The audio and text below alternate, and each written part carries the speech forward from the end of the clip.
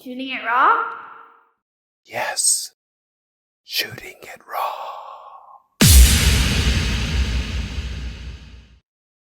Because this is to me, it's a very important, look, they're all important episodes, but there's an urgency to this episode because I really want people to get right into it quickly and then be moved as a call to action to really support you. And then we'll dive into the photos, okay?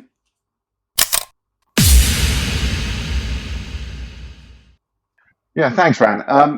So photography for me started back in the 80s when I was in the Navy. But previous to that, I'd done a lot of work on my own as an amateur photographer and used to develop films in the back of my garage with an old Patterson system, black and white films. So I got to know film quite well. And I had a number of SLRs that I used, Olympus IM1s, and took a lot of photography of motor racing, but the photography was always about capturing a moment. I know that said a lot, but a moment isn't a sunset. They happen every day. A moment is a moment in time that you want to hold and keep. You know, when we look back through our photographs, of which we have millions on our phones, it's only the ones, and when we look back at photographs we've taken years ago and developed, it's only the ones with people in or an event happening that really matter, that historical moment that you've captured in time.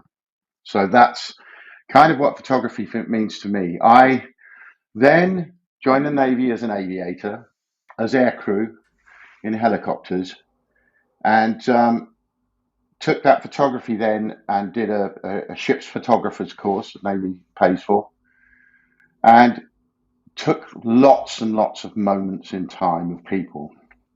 When I was 22, I went to the South Atlantic, to the Falkland Islands for the war down there.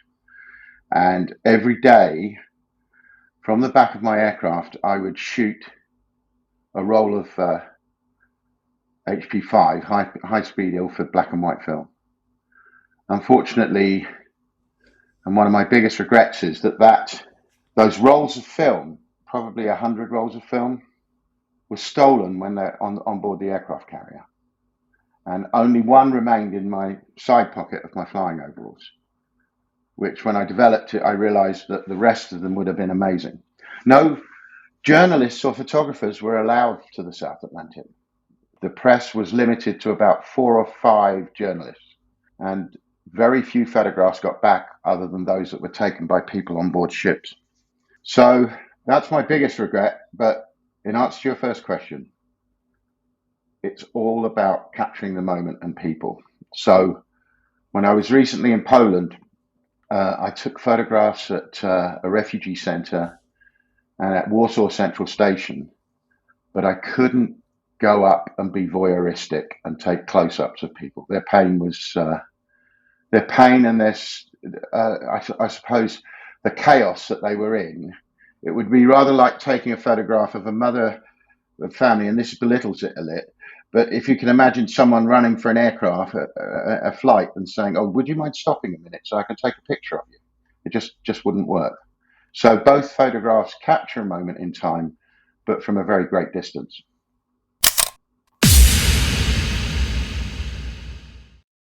So let's just dive into the first photo. I'm very curious to see what you sent over. And yeah, I just want to dive in. Is that you seated? So it's a black and white photograph. You're wearing army fatigues. You might be wearing a sort of life preserver, like an inflatable life preserver. I'm not really quite sure. It's you as a young man with large hands. Maybe it's because you're wearing gloves. You're seated. It's a black and white shot. It's not especially crisp, but you're seated in this exposed helicopter bay. It looks like a helicopter bay. And there's a seat right there facing outwards. So I'm assuming that as the helicopter's flying, some lunatic gets to sit in that chair just facing the outside world. And why don't you explain what this photo is? That photograph says that to me about my state of mind at that time. Yeah. So is this early on in the conflict? Because from what I understand, in terms of the little history that I know of the Falkland Islands, they were basically a mix of peoples, and they were kind of a pawn by Argentina to lay claim to that part of the ocean. And so this was a Thatcher government, right, that sent you down? It was, and one can view it politically or whatever. But Margaret Thatcher said they're not. Galtieri said we're going to take them, so they came in with tanks and vehicles and thousands and thousands of soldiers, as well as aircraft carriers and gunboats and everything like that.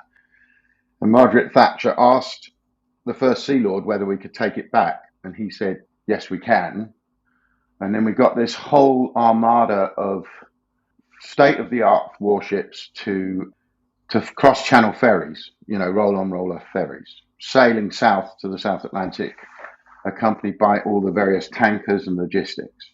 I mean, it was an amazing feat, and obviously we took the Falklands back. We had something like 30 jet aircraft, and the Argentinians had 170. Mm-hmm. So we were outgunned at that time. However, the parallels remain that American satellites were giving us information that helped us during the war. Right. So again, the parallel with today is clear. Mm-hmm. So, okay, so you're a 22-year-old guy. You maneuvered yourself, or you've migrated or found yourself sitting on helicopters, doing the jack of all trades, working on the submarine detection, being a gunner, navigator, all these things.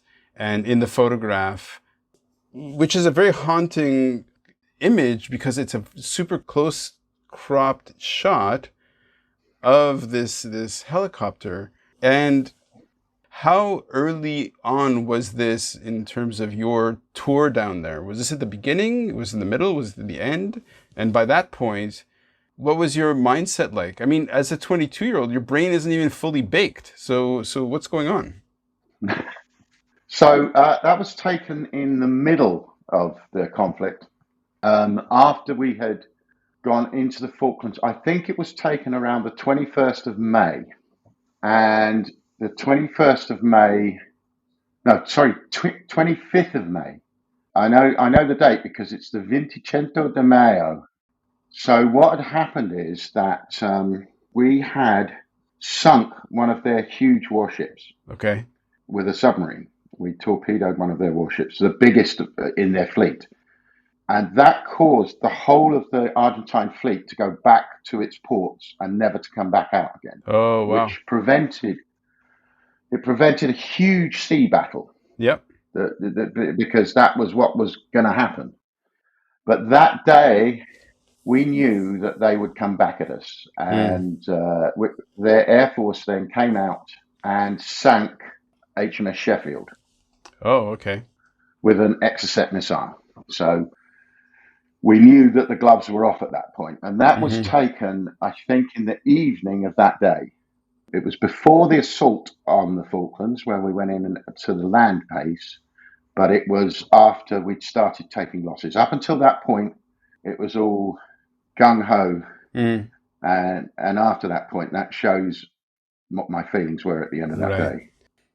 In your mind, and this is how memory is, right? Like that photograph was just, I mean, it's just a step back. It's just there, right? You were there. That's the connection and the overlay of the memory and the present and all this stuff. You've described how you've used photography very as a utility, and then the way we met was because of this connection with the current conflict between Russia battling into Ukraine. And so what's happening inside your mind and your thoughts, inside your motivation with the experience from the Falklands and then the experience of today? Like what's that blend feel like?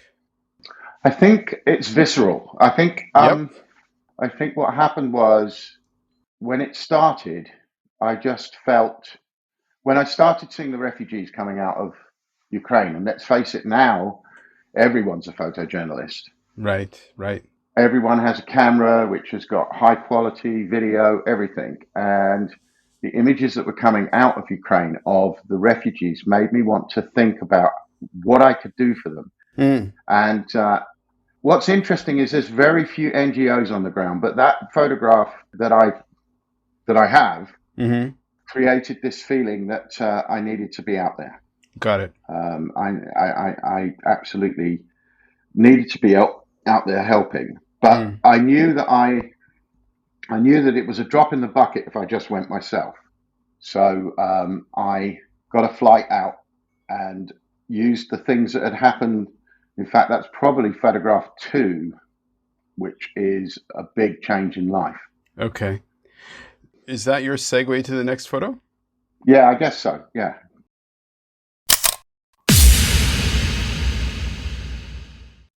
So in this photograph, it's which I'll just describe it for the viewer listener.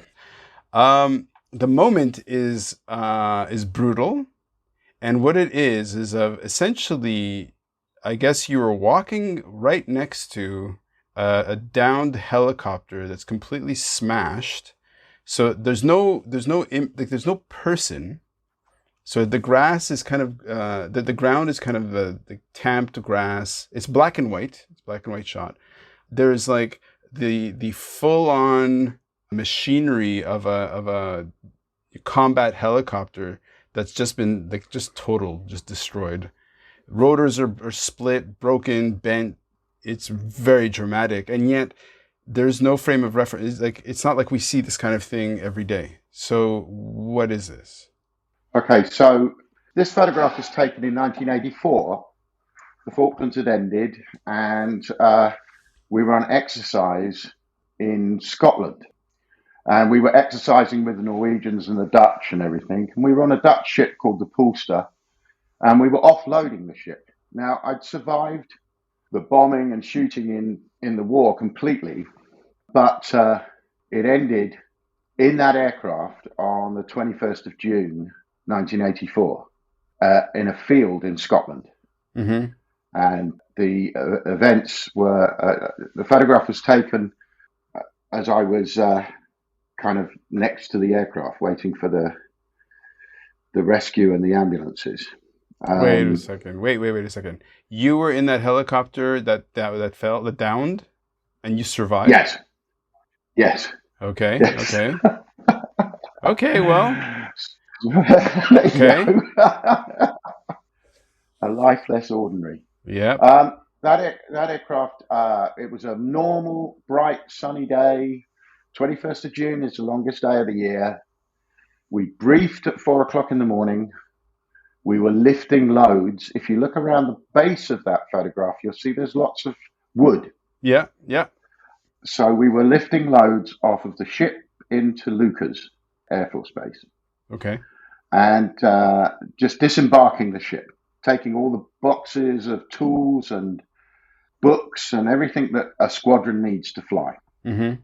What I didn't know at the beginning of that trip, at 4 o'clock in the morning when we briefed for the flight in the briefing room, was that the pilot of the aircraft was about 3 times over the legal limit for alcohol. Oh, man. Yeah. And oh, man. He had, the co-pilot, Mike, was a really good guy, or is a really good guy, thank you. Okay. Okay.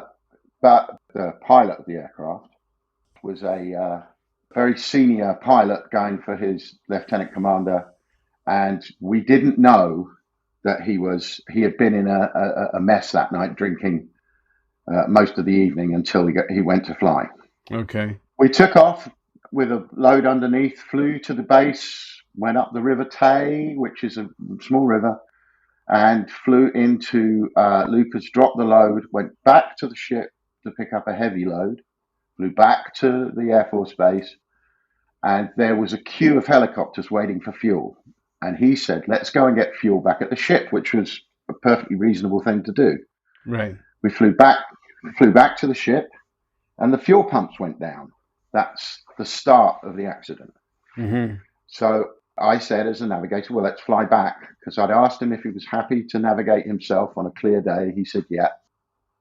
And he said, no, we'll pick up a load. And I, as the load master, the person that knows the weights, I said, it's a really light load and it's going to fly horribly on a strop under the aircraft. Mm-hmm. To which he said, no, we'll pick it up. It did fly like a bitch. Unfortunately, he then flew up the wrong river away from the Air Force Base when we were very low on fuel.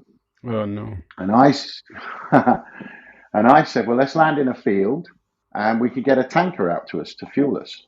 The only problem there is that's then classed as an incident and everyone gets a blood test at an incident. Right. So he said, no, we can make it to the base. And essentially, we ran out of fuel in midair. Oh, man. And because he hadn't checked the release on the cargo hoist, which were both his responsibility, we couldn't release the load. So the aircraft tried to auto-rotate, which means that the blades get flattened and tried to auto-rotate, but free fell, they reckon, about 400 feet into a field. Holy shit. Now, I wasn't strapped in. I had a harness on that was connected to it was called a dispatcher harness. You see them on a lot of aircraft with aircrew. And I just lay as flat as I could on the ground. And by divine, I don't know how it happened, the box underneath us was full of wicker baskets. The box collapsed and smashed. Mm-hmm. The fuel tanks were empty and they collapsed and smashed. The mat I was laying on and my rib cage collapsed. Wow. And then I was thrown out of the aircraft. Holy shit. Now, the reason that photograph's important as one of the 4 photographs in my kind of life is that's the moment my naval career ended and my new career started. Okay. So I was in hospital for quite a long time. And then I left the Navy and started working with this in 1984, this fairly small computer company called Apple. Okay. I didn't work directly for Apple, but I worked for, they didn't have stores or anything in those days. I worked for someone and I did, strangely, because I could play the guitar, I did music for Apple, people that used Apple. Mm-hmm. So in some ways, I'm responsible for all that bleeps and bips in the 1980s. Right. All that sequence music. Mm-hmm. So that was the end of a career. Mm-hmm. Just to let you know, the compensation paid by the Navy for that accident was £250. Ah, there you go. Yeah, that was all right. But go on, son. The observer in the aircraft, the navigator who was on duty that day, was a Canadian person that had been seconded to the Royal Navy, and he had a broken ankle. Mm-hmm. Mike, the co-pilot, has had severe back problems with an engine landing on top of him, having to be cut out, and the pilot died. Yeah, in the accident. And as I left the Navy, I had no idea what I was going to do. I had no, I was, what was I, 26? No, 24. Yeah, 24. I had no idea what I was going to do. And I managed to get a job selling Apple Macs because nobody had done that in those days. Mm. So another moment captured in time, another shot that means a lot and is a thing that I often used to look at that photograph and go, what's the worst thing that can happen? Right. Well, look, just to bring it back, the theme or the mission of the podcast is that, if life really is a gift, how do we make every second count? An accident like that, a near-death experience like that is definitely going to shake you up and make you realize some things and hopefully make you more present to how amazing life really is. I don't know how you internalized or coped, but you seem to walk away from the hospital with those 250 pounds of new man. Yeah, I think I think everyone has an attitude in life. Yep. Everyone's, I have an incredibly positive attitude to life. Mm-hmm. Mm-hmm. And it does make you feel that you have to grasp everything. Yep. You have to keep yourself in a state which is that most things are positive. Right. It's a very good antidepressant, a big accident like that. Like, look, I've been in three, so I know what you're talking about. I can definitely connect with what you're saying. We can talk about that some other time, but I truly Sure. want to hop on to the next photo because I know Okay. where I kind of know where we're heading, and I want to get there quickly so I can motivate people to reach out. So the next photo is of Warsaw Central Station. Let me just describe because you were there, you made the photo. I'm just looking at it now, and it's okay. So there are hundreds of people, thousands of people, massive, massive crowd. Yeah. Some people are wearing masks, so it's relatively contemporary. Everybody's wearing winter clothing. Some people are wearing hats, toques, that kind of stuff. Every once in a while, here and there, are people wearing the fluorescent, sort of light, reflective vests that signify that these are like supporters or support crew. There are all these little panels. You're shooting from very far away, so it's a very wide shot. And yeah, like the architecture of the place is a very large room, but there's these massive support beams right at the top of the image going across, and there's like cordoned off areas, there are people.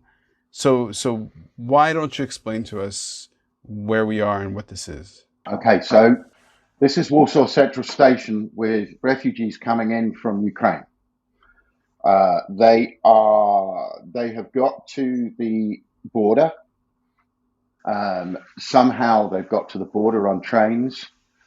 One thing you'll notice is, which is really strange, is there's very little rolling luggage Right, in right. that picture. You would imagine everyone would have rolling luggage. There's a lot of people with plastic carrier bags, but not with rolling luggage. And that Yeah. was because when they were put on the trains, they arrived with rolling luggage, the refugees, and they couldn't fit the luggage and the people on the trains. So they Oh, said, you're going to have to throw your rolling luggage. Now, what? yeah, because you imagine when it's like when you get on an aircraft, Yeah. yeah, with your roller bag, right? That takes up an awful lot of space. And the Right. whole purpose was to get people out As of many out. Yeah, Ukraine. yeah, yeah, yeah. Yeah. So if you can imagine a trainload of people with all their luggage, it would be impossible. Right. So these people had nothing, and they had even less than nothing in plastic carrier bags. And one of the great needs that I spoke to later on to one of the guys who's organizing stuff is for more rolling luggage Mm-hmm. so that they can decant their stuff into carrier bags. Right. The people in the yellow vests are all, they're not NGOs, they're just people that got up and said, I need to help. Wow. And I met a guy called Ed at Warsaw Central Station. So imagine the station, those huge white beams, Mm-hmm. and then you've got a poster on the wall with a Spanish flag, and it says Madrid. And then there's a poster on the wall that says Rome. But they're just stuck on the wall with sellotape, right? They're Mm-hmm. stuck with sticky tape to the wall. And there's a lot of young volunteers underneath in yellow jerkins. Luckily, the phone companies really got their act together, and they have stand after stand after stand giving away SIM cards Wow. to the people that are arriving.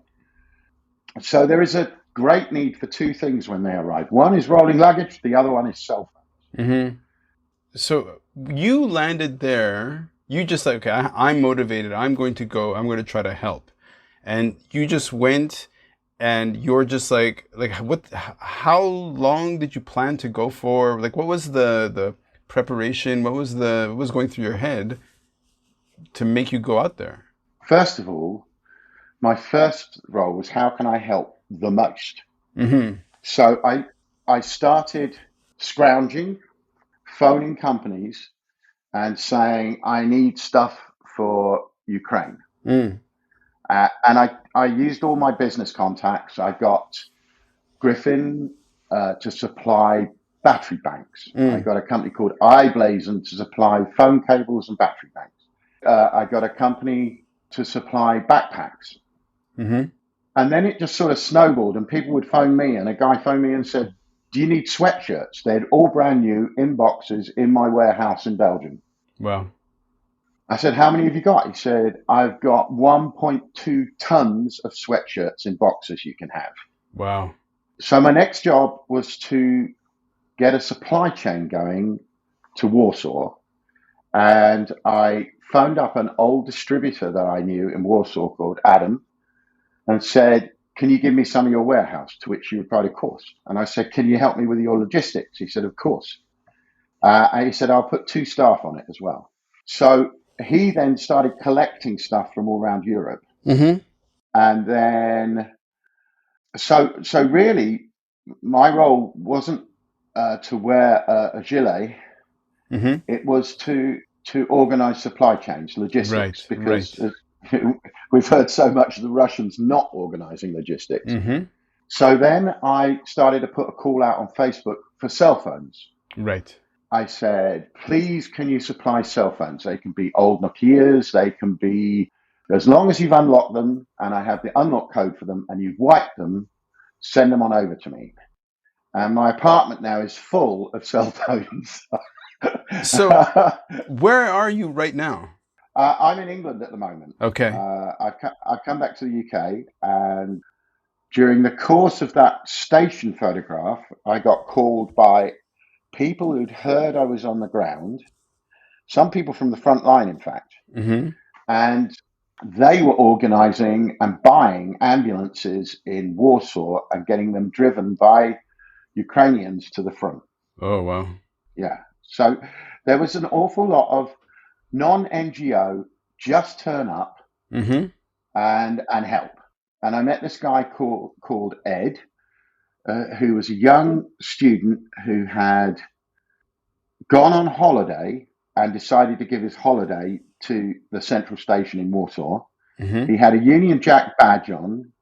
He was meeting people who wanted to go to England. He was meeting English people, me, and he was the only guy from England doing it. There was no Disasters Emergency Committee or Right. Oxfam or Yeah. anything like that.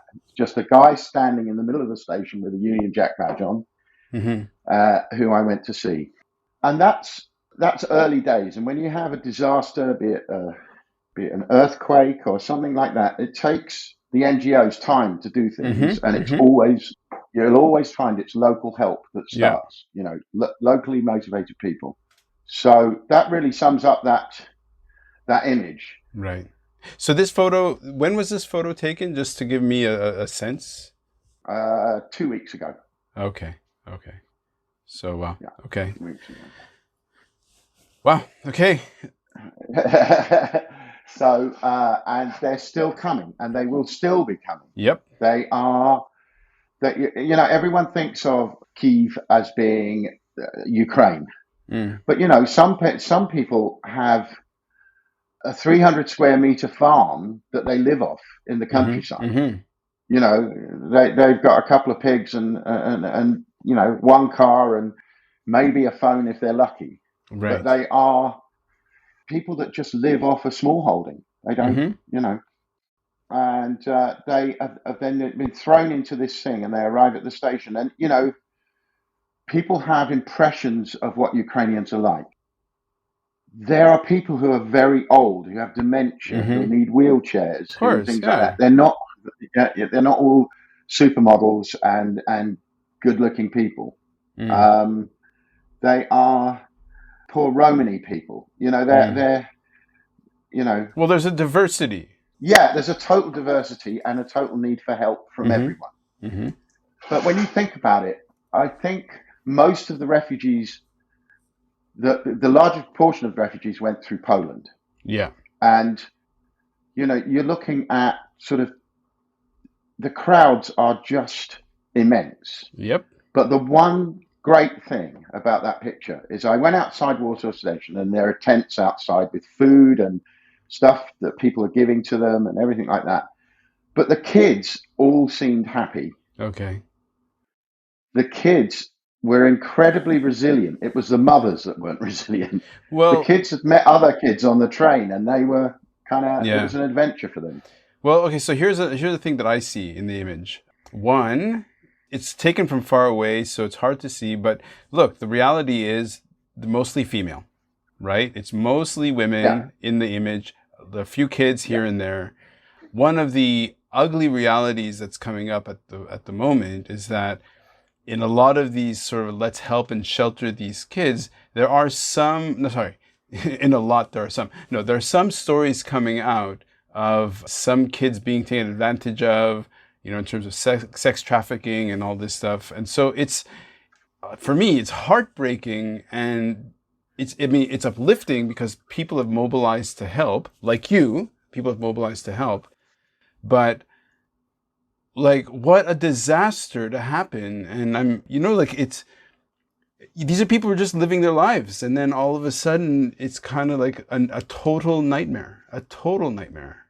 I mean, anecdotally, this is anecdotal from a US soldier. He said there were 500 orphans that were there, but the Ukrainians were helping them as well. So if you're a mother and you've got two kids and there's an orphan, you're going to look after that orphan. Yeah, for I sure, don't for know. sure. I really don't know anything about sex trafficking. I Right. mean, I haven't. I didn't hear anything of that. It may have happened, but I think that there will be issues in the beginning. You can't have 2 million people Yeah. and say, that nothing's going to happen bad to them. I mean, Hmm. that's it. I mean, if you think about poor Warsaw, it's dealing with a crisis that requires education. It requires Yeah. doctors. It requires people who speak Ukrainian because a lot of Yeah. Ukrainians don't speak Polish. And I think what will happen is, as this whole thing settles, there will be doctors, dentists, teachers, lawyers, and they will form communities. And what I've said is about all these people who want to take a refugee in is those refugees, what they want is work. That's Hmm. their number one priority. They want to be able to work to make things for themselves, Yeah. and they want a community. Hmm. They want these women want to see doctors who speak Ukrainian who they trust. Yeah. Right. Yeah. That's Yeah. that's the important thing. The other thing that's absolutely key is the morale of the troops on the front who know that their wives and kids are safe. That gives them a Yes. huge amount of Yes. energy. Yeah. So the people arrive in Poland, then they go out from Poland to Moldova, Romania, the whole of the Eastern NATO group, Hmm. Hmm. and they go into the place. And everyone, like the German, all train fares are free, all Hmm. flights are free. If they want to go somewhere, they can go there for free. Hmm. They are being well looked after, and that probably leads me on to the last of my photographs. Okay, then I will take your lead. Let me look at it.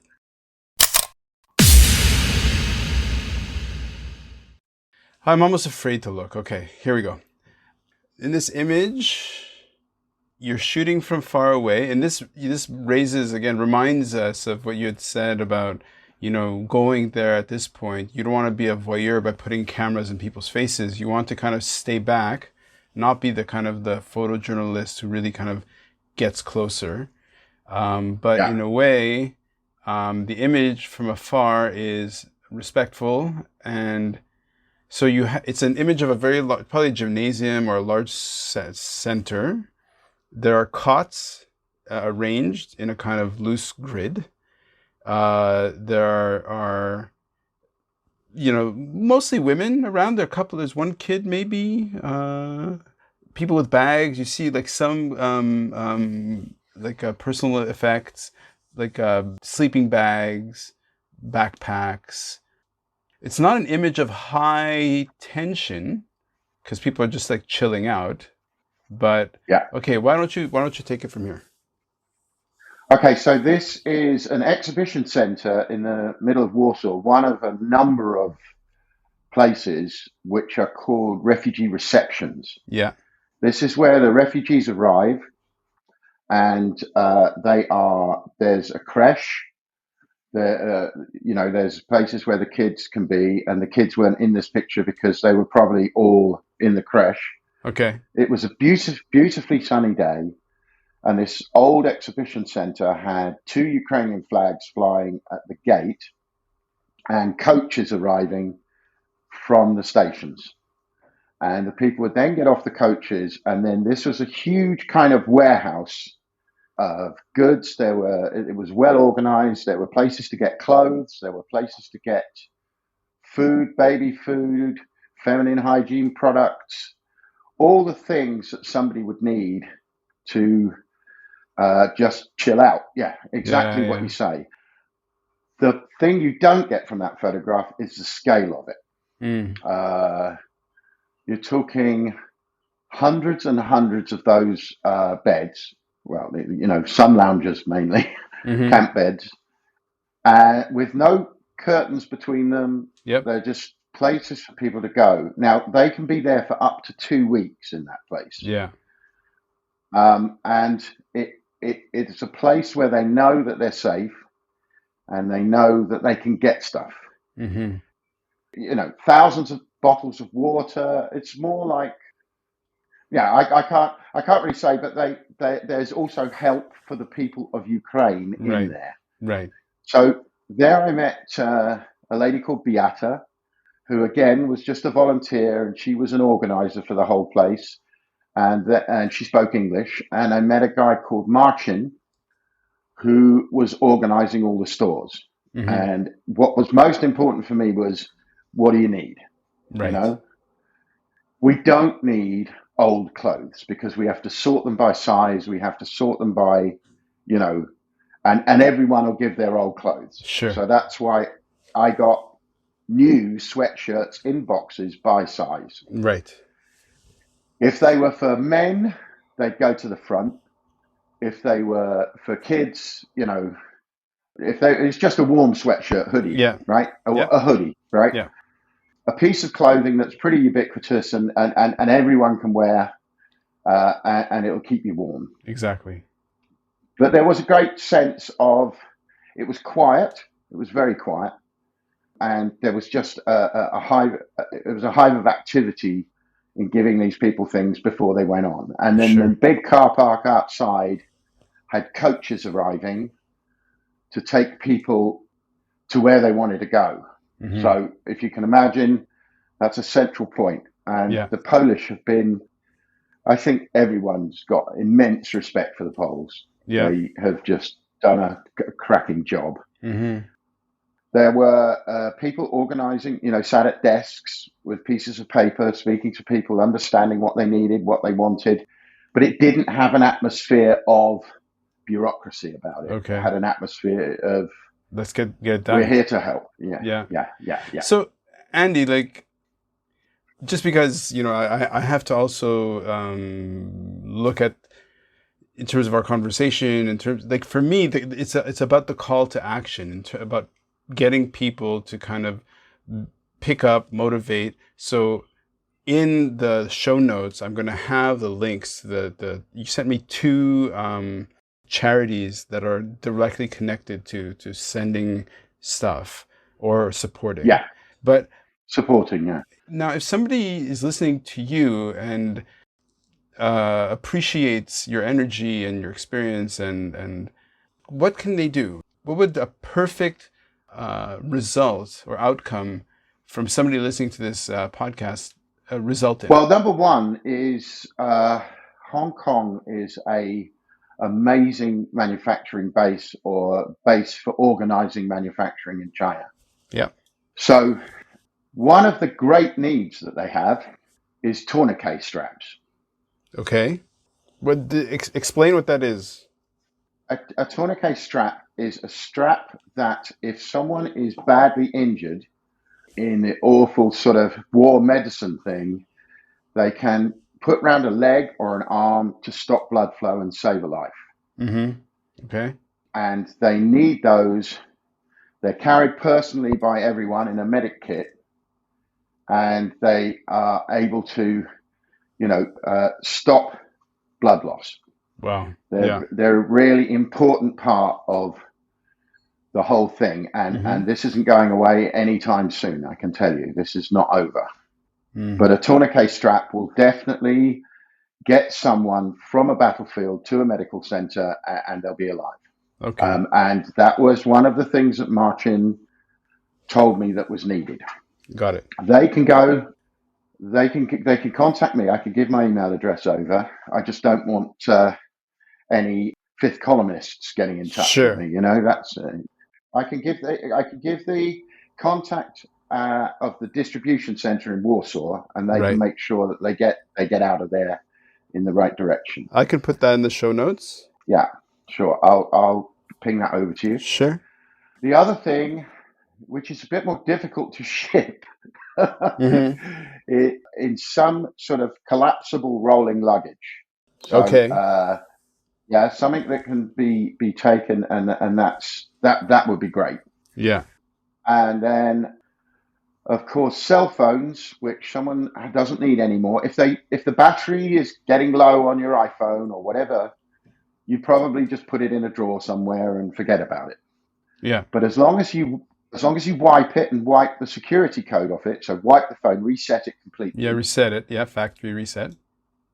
Yeah, and then I've got battery banks that can go with it, with a cable, and then it becomes a useful phone. It becomes a useful tool of communication. Exactly. So how would somebody get their phone shipped to you? Do you have a post office box? No, they can ship them directly to Warsaw. Right, But okay. what I would do is Andrea Ritchie would, for the people of Hong Kong, Andrea Ritchie could collect them. And then Allstore, which is a distributor in Poland, can either arrange for them to be collected, or they can be flown as shipping to a central hub. So we can deal with that with UPS or whoever, Sure. even China Post is pretty good. If you want to find out how you can send your old cell phones, look in the show notes. I'll include like the procedures and the steps, either to have it sent to within Hong Kong or to have it shipped worldwide. Yeah. The most important thing is to wipe it. I've got lots of cell phones here that I don't know the unlock code for. Oh, shit. How annoying. I know. People who mean well, but who just, wow, that's so annoying.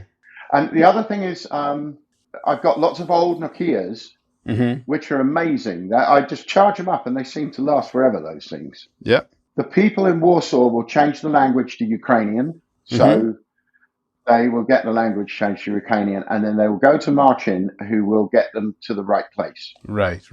He'll get them to the right people in the right place. Okay. The other thing I've got in my apartment, which is Hong Kong a 3-pin plug place? Yep. Yeah. It's like the UK plug? So, yeah. The good old colonies. Those 3-pin plugs, I have hundreds of them. And if they could go down to the local store and buy a USB cable to include with the phone, rather than the 3-pin plug, Europe works on the 2-pin European plug. I will try and source some 2-pin USB plugs so they can charge them. But the battery banks obviously will charge direct from, they've got European plugs on, so they can charge their battery bank and then they can charge their phone.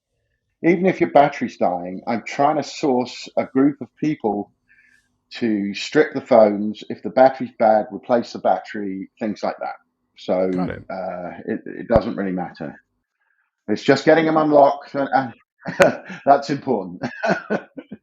Okay, so Andy, look, like it's been a bit tricky with the connection and with talking, and the time goes by really fast. Like I said, I'm going to put a priority on this one. I'm going to get this out as soon as I can. So yeah, look, you're doing amazing work, and I applaud what you're doing. I'm amazed at what you're doing, and like I want to get people to really understand how important this is. And hopefully this has helped.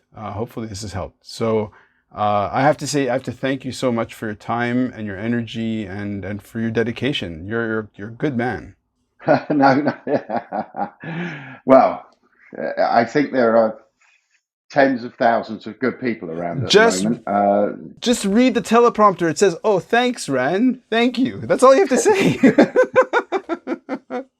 Thanks, Ran. Thank you. You're very welcome. You're very kind. Oh, yeah, thank you. You're very kind. I will. I'll look forward to getting my OBE. Okay, sure. We live in amazing times. I am absolutely devastated by the news, and if you do end up going back out to Poland or anywhere, or if you're actually really getting back on the ground out there, just stay safe and so behind you. Yeah, Warsaw is incredibly safe for the moment. Yeah, exactly. Yeah. That's what people need to understand. Andy, thank you so much. Bless you. Okay, thanks very much. Shooting it raw? Yes. Shooting it raw.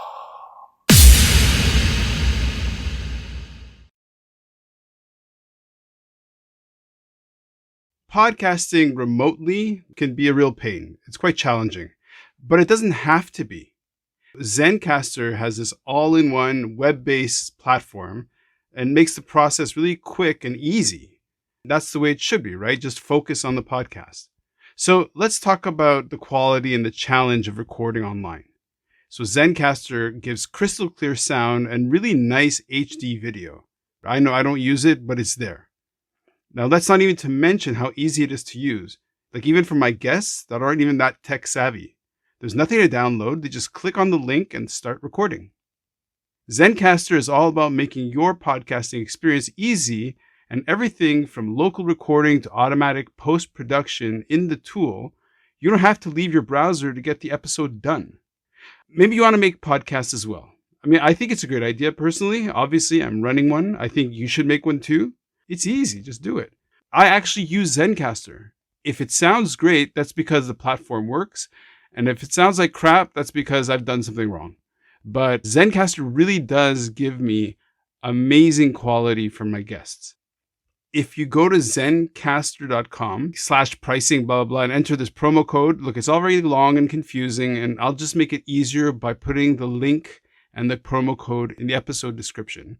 If you do that, you get 30% off your first 3 months. So that's actually pretty sweet. So look in the description for the link and the promo code, and then you get 30% off to start doing your own podcast. Do it. Go for it. Zencastr.